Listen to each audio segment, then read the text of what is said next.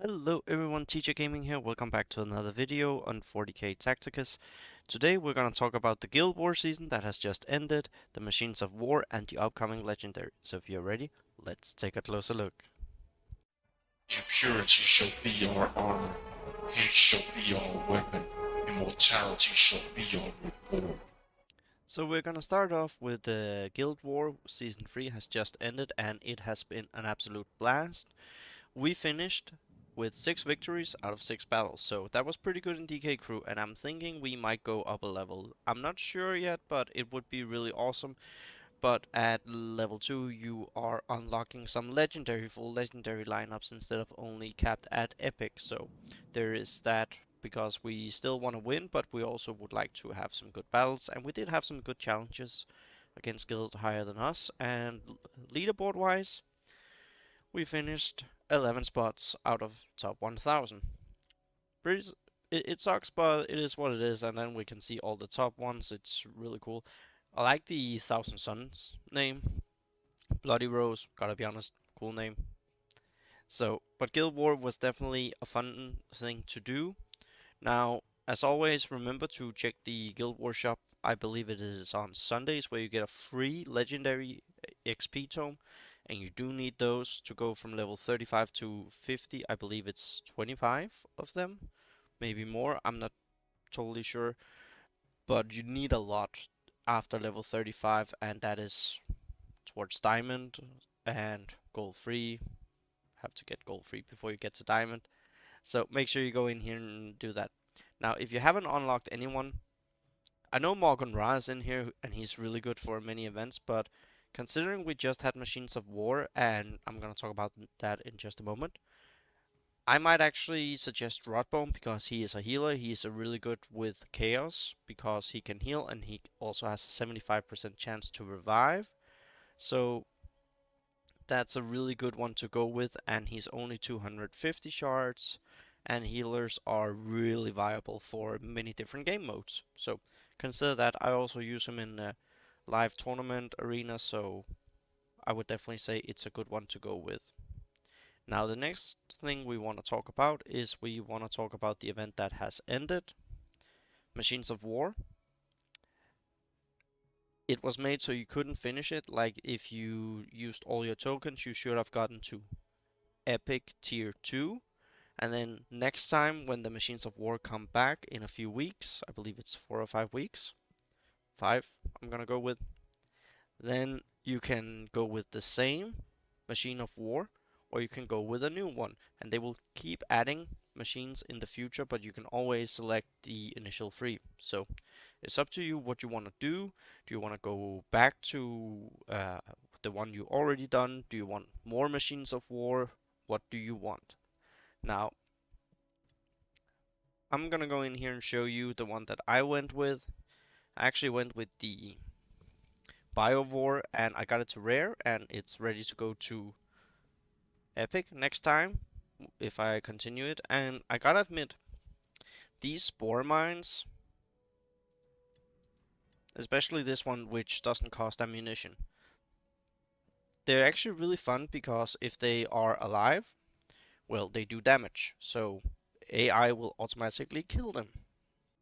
And that leads me into the next part, which is that AI will target these, and that is also really good because your active ability that cost ammunition, you can spawn 3 of them, so you can actually relieve the pressure off yourself and then set up for something depending on how you use them. So I actually really like the Biovore for doing that because you can target something and maybe AI will clump up with the AI normal units in, like, let's say the enemy can also do some summons. It's really popular in Guild War. So there's definitely something to that, and that's why I really like it. Now, the other machines also are good in their own right. I'm not gonna go through everyone. There's another video on that, so check that out. But yeah, they're really fun, and I'm looking forward to it coming back. And I'm definitely gonna go with Biovore, and I'm also gonna work on the abilities. But I do, however, need some uncommon Xenos patches, so I'll probably try to secure some of those because I'm liking. Plus, due to upgrading some Xenos abilities. And speaking of Xenos, before we jump on to the upcoming legendary, I just want to show you real quickly.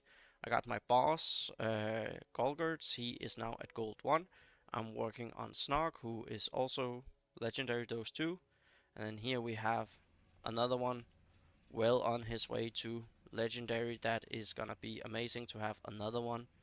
And I just pushed my Gibba Scraps to Epic, which, and already I decided to go ahead and take his abilities up a little bit. I will get him to level 35 in abilities because I like the additional armor. And also I like that the tank has some health, but when it comes to summons, I definitely enjoy the Grot more than anything else. So yeah, there definitely is that. Now the legendary. Kharn is coming up. Let's actually go find him here. For the Blood God, Kharn the Betrayer. So he is really interesting. As you can see, there's already some showcases out here from other content creators, and they are good ones. So consider checking them out if you do have the time for it. I got my little creator badge up here as well. Thank you, Snowpoint, for getting this on the way. I really enjoy having it on. So yeah, not that's the reason why I'm making the videos, but it is nice to have it. And also the legendary event. We're just going from 2 events into a legendary event. This is someone who really wants their game to be content full, but not overloading it like all 3 at the same time. It's nice that they are going on a rotation. Some of them wouldn't be. I wouldn't mind have coming back a little bit more or more spread out, but I still enjoy that there is a lot of content. So let's go down here and find the legendary. He is down here, Khan the Betrayer. And before we go to him, I really like Ascor. We're also going to talk about the World Eaters in general because they are a little bit interesting how you use them. Like, I think there's going to be so much uh, that you have to be tactically adept at because of what they do when they kill someone. But let's go into Karn the Betrayer. So he is hiding for now. His ability here, his active, deal one piercing damage to an adjacent enemy, then deal 6 hits of eviscerating damage. That is a new one, and that has 50% pierce ratio. Here it's 80. And then it deals plasma to an enemy within 2 hexes, preferring kill. So I really like that it says, okay, who can I kill with this shot, and then it will do that. This is really good that it targets that way. So kill, maim, burn. This is Karn's mantra, and it has become infamous across the Imperium as a harbinger of carnage to follow. Karn embodies the eightfold path of Khorne. Friend and foe alike are left broken, twitching and torn apart in his wake. And this is really appropriate considering his betrayer. After performing a normal attack, Karn performs a second attack target an adjacent enemy, dealing eviscerating damage. And here comes the interesting part. If Karn has defeated an enemy this battle at the start of his turn, he automatically moves up to 2 hexes towards the nearest enemy unit and then deals plus or 4 hits of eviscerating damage to an adjacent unit.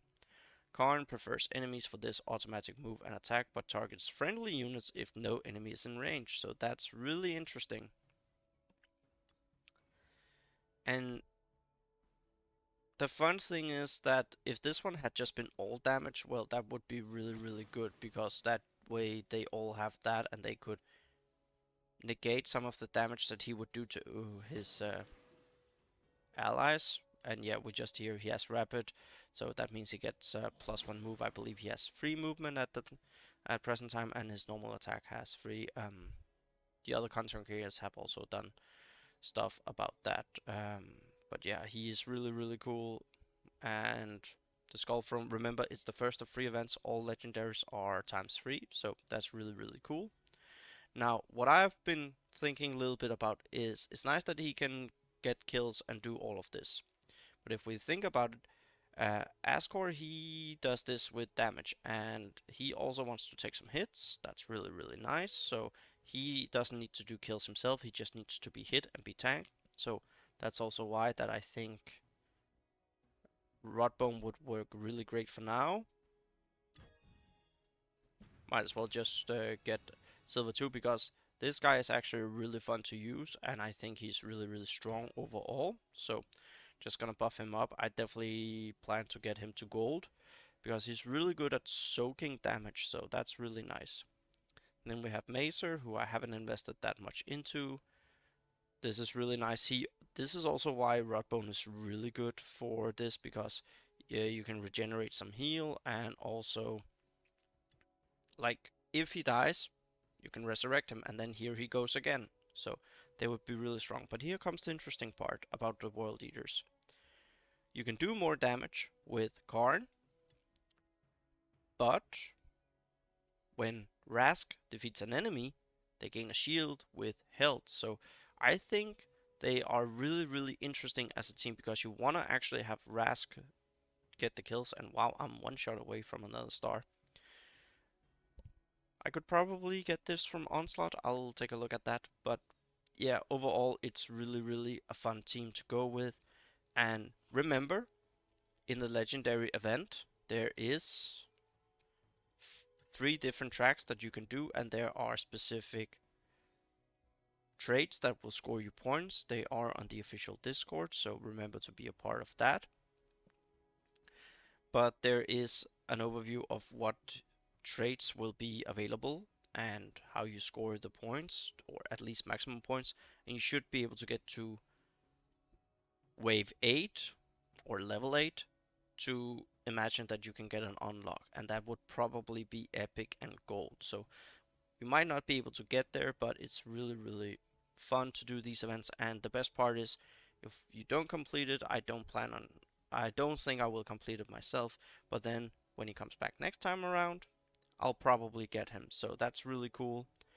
And yeah, with that out of the way, I wish you the best of luck with your Kharn for the Skull Throne. So consider dropping a comment, leaving a like, and I'll see you all next video.